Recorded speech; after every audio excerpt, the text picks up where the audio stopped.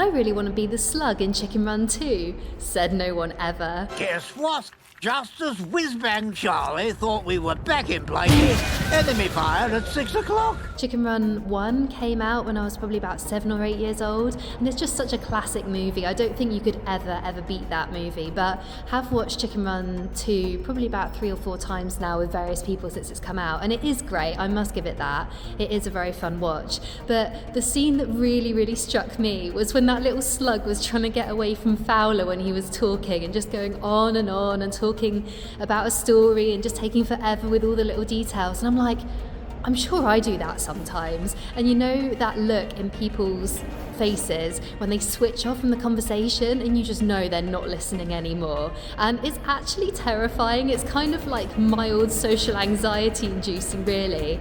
But I think the thing that I've learned as I've got older, I'm now very much more astute at recognizing when people start to do that face, and I'm like, okay, Lizzie, cut the details, slash off all of that. They don't need to know the roundabout story before you get to the final point. Just keep it short, keep it snappy.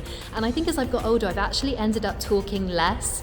And it's kind of interesting, actually, because listening to other people, number one, is interesting, but number two, then you're not ever putting them in that situation where they're the slug trying to get away from you. Oh, it's so funny though. I would definitely recommend watching Chicken Run 2 if you haven't done so already. It might not quite live up to the expectations of Chicken Run 1, but I don't think you'll be disappointed. It's definitely worth a watch.